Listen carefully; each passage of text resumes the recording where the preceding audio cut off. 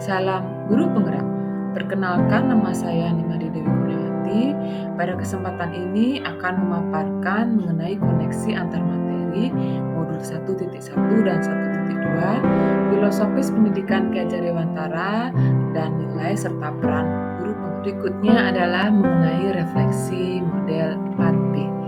Pada refleksi model 4P ada 4. Yang pertama adalah fact atau peristiwa, di mana pada peristiwa ini seorang guru menceritakan pengalaman dalam mengikuti pembelajaran pada minggu yang sedang berlangsung atau minggu ke depannya. Yang kedua adalah feeling atau perasaan, bagaimana perasaan Anda selama pembelajaran berlangsung. Kemudian yang ketiga adalah finding atau pembelajaran apa yang saya dapatkan dari proses ini. Kemudian yang keempat adalah future, harapan, rencana ke depannya, yaitu apa aksi atau tindakan yang akan saya lakukan setelah belajar dari peristiwa ini. Nah, yang pertama adalah peristiwa. Di sini momen yang paling penting atau yang menantang atau mencerahkan bagi saya dalam proses pembelajaran modul 1.1 dan hingga modul 1.2 adalah, yang pertama adalah peristiwa. Di sini momen yang pertama adalah saya dapat mengetahui pembelajaran yang sebenarnya adalah berpihak pada murid, dan guru berperan menuntun tumbuh atau hidupnya kodrat yang ada pada anak-anak tersebut. Yang kedua adalah mendidik tidak hanya mengajar saja, namun juga pertumbuhan budi pekerti pada diri anak.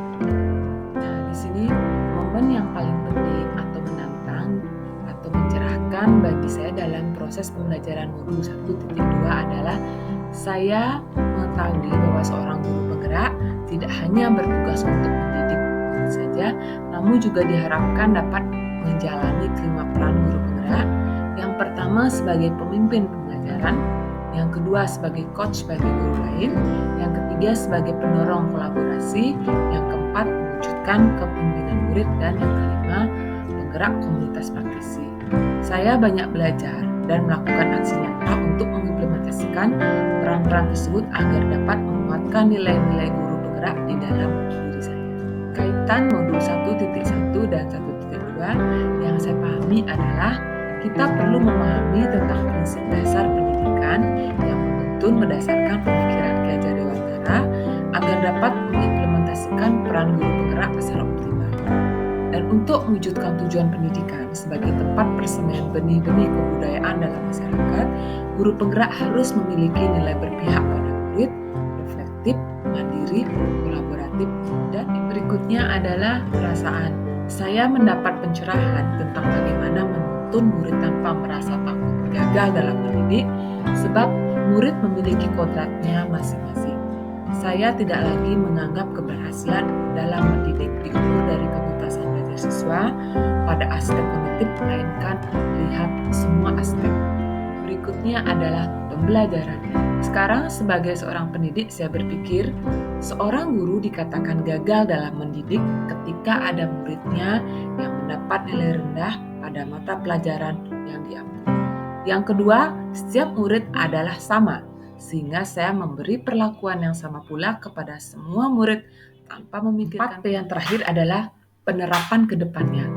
Apa pengembangan diri yang sederhana, konkret, dan rutin yang dapat saya lakukan sendiri dari sekarang untuk membantu menguatkan nilai-nilai dan peran saya sebagai seorang guru penggerak, yaitu melakukan inovasi pembelajaran yang melibatkan murid untuk berperan aktif sebagai subjek pembelajaran serta rutin melakukan refleksi pembelajaran.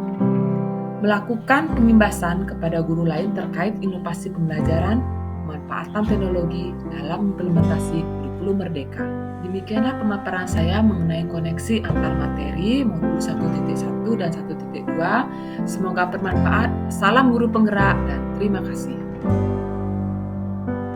Demikianlah pemaparan saya mengenai koneksi antar materi modul 1.1 dan 1.2. Semoga bermanfaat. Salam guru